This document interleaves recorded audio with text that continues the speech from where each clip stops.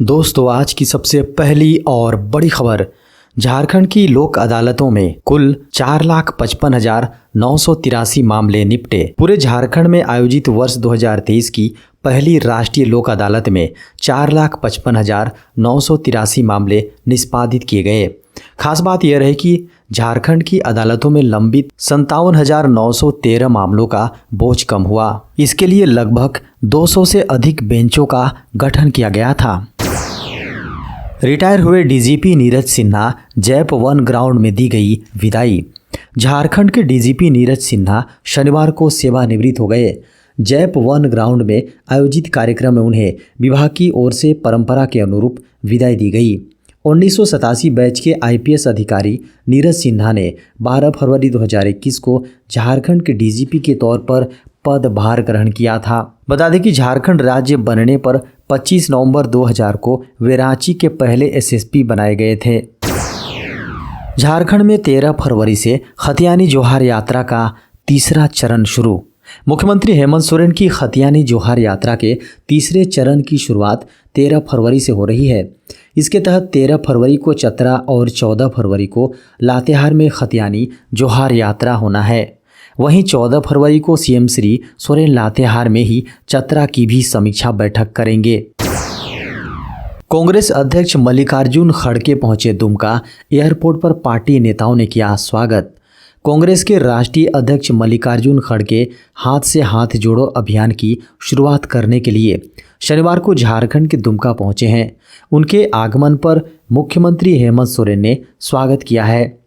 मुख्यमंत्री हेमंत सोरेन ने ट्वीट करके कहा है कि मल्लिकार्जुन खड़गे का झारखंड में स्वागत है। बता दें कि खड़गे साहिबगंज जिले के गुमानी से हाथ जोड़ो अभियान की शुरुआत करेंगे। झारखंड में अब प्रत्येक महीने 15, 16 व 25, 26 को खुली रहेंगी राशन दुकानें। अब जन वितरण प्रणाली की दुकानें हर 15, 16, 25 और 26 तारीख को निश्चित रूप से खुली रहेंगी। इन 4 दिनों को खाद्य सार्वजनिक वितरण एवं उपभोक्ता मामले विभाग ने पूरे झारखंड के सभी जिलों के लिए चावल दिवस घोषित किया है। अगर ये 4 दिनों में से किसी दिन सार्वजनिक छुट्टी रहेगी या बंद घोषित रहेगा तो उसके अगले दिन चावल दिवस रहेगा। तेजस्वी यादव ने झारखंड के मुख्यमंत्री हेमंत सोरेन से की मुलाकात। बिहार के उप मुख्यमंत्री तेजस्वी यादव शनिवार को झारखंड के सीएम हेमंत सोरेन से रांची में शिष्टाचार भेंट की। इस दौरान कई मुद्दों पर चर्चाएं की गईं। शनिवार को रांची पहुंचे बिहार के उप मुख्यमंत्री तेजस्वी यादव ने कहा कि हमने पहले तय किया था कि महीने में एक बार आकर पार्टी का काम देखेंगे। सीएनटी एसपीटी एक्ट की भूमि पर चल रहे विद्यालयों को भी मिलेगी मान्यता। झारखंड में सीएनटी एसपीटी एक्ट और लीज से प्रभावित भूमि पर चल रहे विद्यालय कॉलेजों को भी मान्यता दी जाएगी। वर्तमान में इन जमीनों पर संस्था के नाम से जमीन की रजिस्ट्री नहीं होने के कारण मान्यता नहीं मिली थी। नई व्यवस्था के लिए नियमावली में बदलाव किया जा रहा है। संबंधित प्रस्ताव को शिक्षा मंत्री श्री जगन्नाथ महतो ने स्वीकृति दे दी है। जेपीएससी सिविल परीक्षा नियमावली में बदलाव की तैयारी। जेपीएससी संयुक्त सिविल सेवा प्रतियोगिता परीक्षा में अभ्यर्थियों के सफल होने के नियम के अलावा आरक्षण से जुड़े कुछ बिंदुओं में संशोधन का प्रस्ताव है। झारखंड संयुक्त सिविल सेवा परीक्षा नियमावली 2021 में संशोधन के बाद ही अगली संयुक्त सिविल सेवा परीक्षा की प्रक्रिया शुरू होगी। जेपीएससी सिविल सेवा परीक्षा में कुल रिक्ति के विरुद्ध कितने गुना अभ्यर्थी मुख्य परीक्षा और साक्षात्कार में शामिल होंगे, इसको लेकर नियमावली में स्पष्ट प्रावधान किए जाने हैं। रात 10 बजे के बाद लाउडस्पीकर बजाने वालों की खैर नहीं, हाईकोर्ट ने दिया बड़ा आदेश। झारखंड हाईकोर्ट ने शुक्रवार को यह सुनिश्चित करने को कहा कि झारखंड की राजधानी में रात 10 बजे के बाद लाउडस्पीकरों पर प्रतिबंध लगा दिए जाएं। न्यायमूर्ति एसएन पाठक की अदालत ने स्वतः संज्ञान लेकर शुरू की गई एक याचिका पर सुनवाई करते हुए कहा कि सरकार को अदालत के आदेश को सख्ती से लागू करना होगा। इग्नू ने फिर बढ़ाई नए सत्र की रजिस्ट्रेशन तिथि। इंदिरा गांधी राष्ट्रीय मुक्त विश्वविद्यालय ने जनवरी 2023 सत्र के लिए नए प्रवेश और री रजिस्ट्रेशन की तारीखों को बढ़ा दिया है। अब उम्मीदवार लेट फाइन के साथ री रजिस्ट्रेशन करवा सकते हैं। बता दें कि इस रजिस्ट्रेशन प्रक्रिया को 20 फरवरी 2023 तक बढ़ा दिया गया। इच्छुक उम्मीदवार लास्ट डेट से पहले कभी भी अपना रजिस्ट्रेशन करा सकते हैं। निलंबित आईएएस पूजा सिंघल को मिली 2 महीने की अंतरिम जमानत। मनी लॉन्ड्रिंग व अवैध खनन मामले में आरोपी निलंबित आईएएस पूजा सिंघल को सुप्रीम कोर्ट ने 2 महीने की सशर्त अंतरिम जमानत दे दी है। शुक्रवार को जमानत याचिका पर सुनवाई करते हुए जस्टिस संजय किशन कौल व जस्टिस संजय मिश्रा की खंडपीठ ने पूजा सिंघल को बेटी के इलाज कराने के लिए अंतरिम जमानत की सुविधा प्रदान की। अदालत ने अपने आदेश में स्पष्ट किया है कि इस दौरान पूजा सिंघल केस से जुड़े किसी गवाह पर दबाव नहीं बनाएगी और उनसे दूर रहेंगी। जमानत की अवधि में दौरान पूजा सिंघल झारखंड से बाहर रहेंगी। उन्हें केवल कोर्ट के काम से ही झारखंड जाने की अनुमति रहेगी। अगर पूजा सिंघल उक्त शर्तों का उल्लंघन करती हैं तो उनकी अंतरिम जमानत खारिज हो जाएगी। इससे पहले पूजा सिंघल की ओर से अदालत को बताया गया कि उनकी बेटी का इलाज जारी है, वह अभी पूरी तरह स्वस्थ नहीं हुई हैं।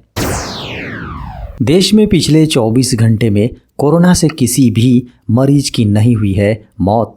देश भर में राहत की बात यह है कि पिछले 24 घंटे के दौरान कोरोना वायरस संक्रमण से किसी भी मरीज की मौत नहीं हुई है, जिससे मृतकों की संख्या 5,30,750 पर बरकरार है और मृत्यु दर 1.19% पर बनी हुई है।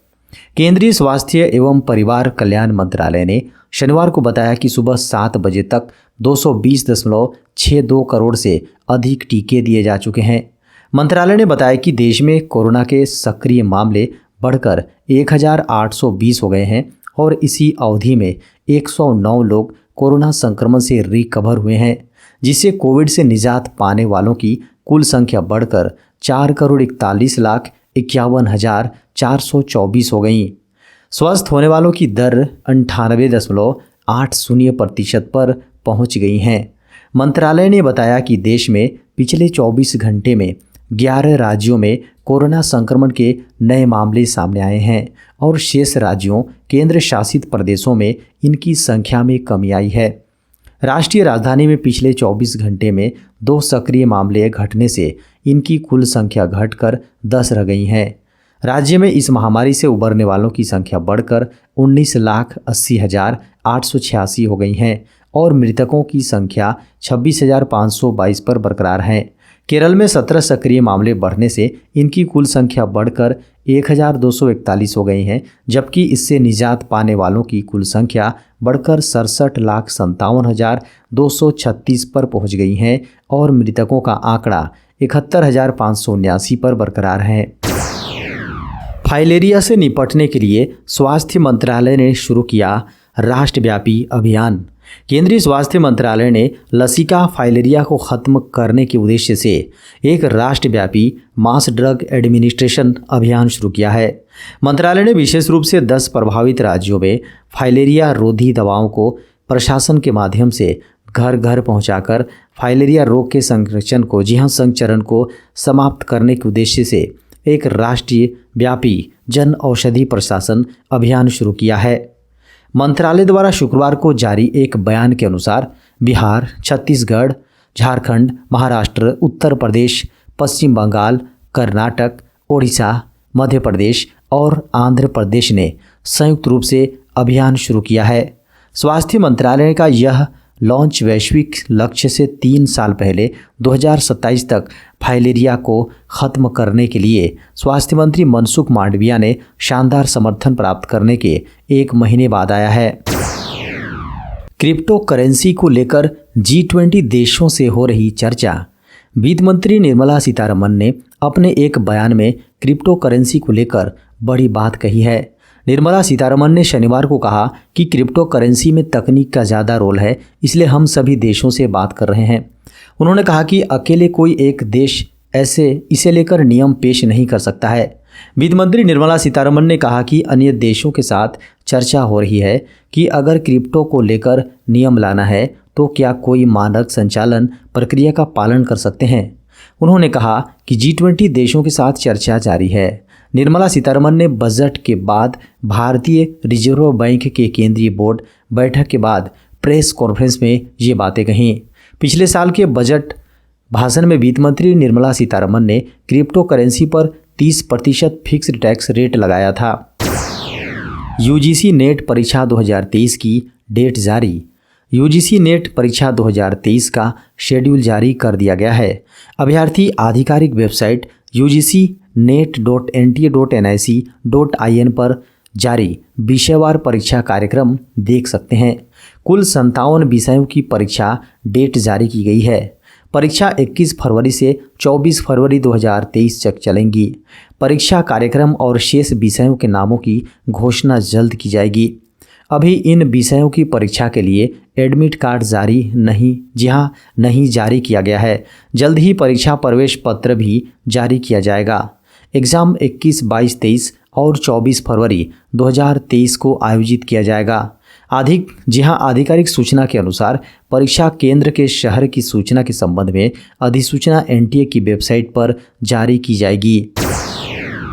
WHO ने चेताया, कोरोना के बाद इंसानों के लिए अब बर्ड फ्लू बना खतरा। कोरोना संक्रमण के बाद अब बर्ड फ्लू विश्व के लिए बड़ा खतरा बन गया है। इसे लेकर विश्व स्वास्थ्य संगठन ने अलर्ट जारी किया है। गौरतलब है कि bird flu avian influenza type A virus के संक्रमण से होने वाली बीमारी में से एक है। ये बीमारी आमतौर पर पोल्ट्री, इसके साथ अन्य पक्षियों, स्तनपायी प्रजातियों को संक्रमित भी कर सकती हैं। विश्व स्वास्थ्य संगठन ने विश्लेषण में कहा है कि ये बीमारी इंसानों के लिए खतरा साबित हो सकती है।